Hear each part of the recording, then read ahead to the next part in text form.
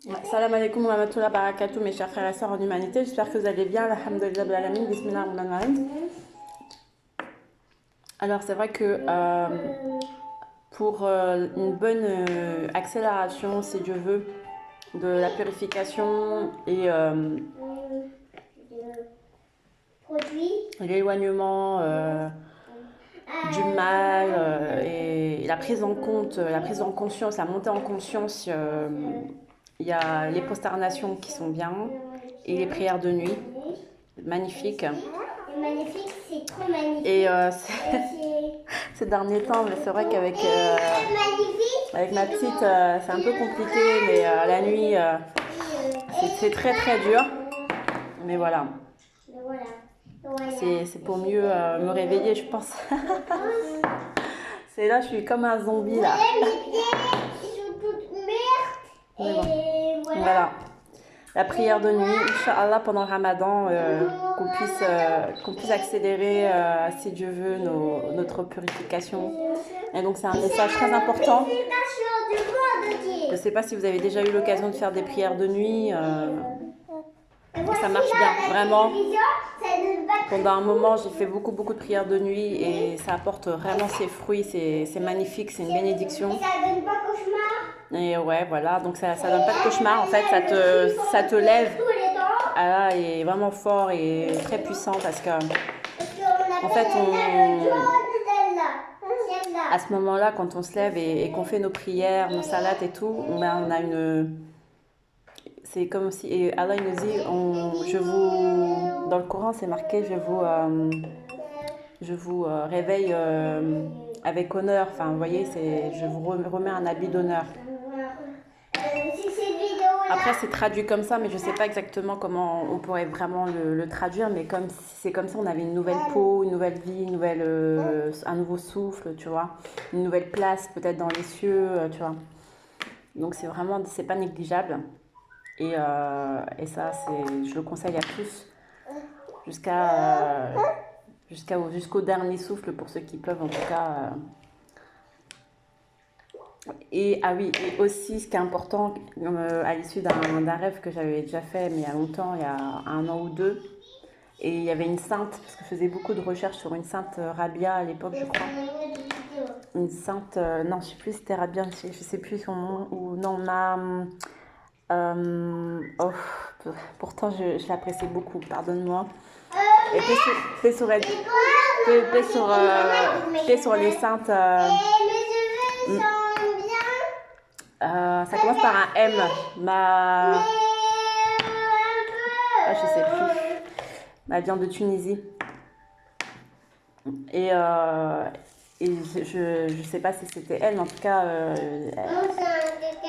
elle était habillée tout en blanc et elle me tirait par le bras et elle me disait La ilaha illallah, la ilaha illallah, la ilaha illallah. En fait, comme si elle me disait pour te tirer d'une situation malsaine, te tirer d'une situation hypnotisante, paralysante, dajjalique, chétanique, etc. Ou dans lequel tu n'arrives pas à te défaire. Répète toujours la ilaha illallah, la ilaha illallah. Répétition dans le sens dhikr, mais aussi répétition dans le sens conscientisation dans l'état d'être, dans l'état de pensée, de la ilaha illallah, c'est-à-dire qu'il n'y a rien d'autre que Allah seulement, tu vois. Donc tout le reste, voilà, c'est que du faux quoi en fait. Donc se débarrasser que du mal, de tout ce qui n'est pas la ilaha illallah. Donc voilà. Bébé. Je vous souhaite une excellente journée et les pratiques, les outils, nous les connaissons tous et toutes. Ce ne sont juste que des rappels, mais des rappels qui vraiment, sous l'effet d'expérience, expérimentation, etc., eh bien, en termes de témoignage, je vous assure que c'est vraiment excellent. C'est excellent. Et ça nous permet de rentrer dans... Maman, j'ai pas de la dans des profondeurs de nous-mêmes. Ouais, un temps de pluie. Ouais, dans des profondeurs de nous-mêmes et nous éviter également de rentrer dans des profondeurs de nous-mêmes, tu vois. C'est comme, ouais, ça peut nous voiler certains péchés, certains défauts, certains voiles en fait comment dire, des facettes de notre psyché, de notre cœur, de notre obscurité, de notre noirceur. Quand tu te lèves la nuit, que tu fais la prière de la nuit, eh bien ça te permet, en fait c'est ça, c'est la carte, je le disais dans une de mes premières vidéos, la prière de la nuit ça vaut de l'or parce que dans cette obscurité de la nuit, tu en ressors grandi avec un cadeau en or parce que sans t'en rendre compte, parce que Allah te voile tout ce qu'il y a, tout ce qui va réparer chez toi, il va te le voiler, il va pas te le montrer, et c'est le but, c'est que ça te mine pas non plus le moral à chaque fois, mais quand Allah il répare ce qu'il a réparé chez toi, il va pas te dire voilà j'ai réparé ci, j'ai réparé ça, nanana, tu vois.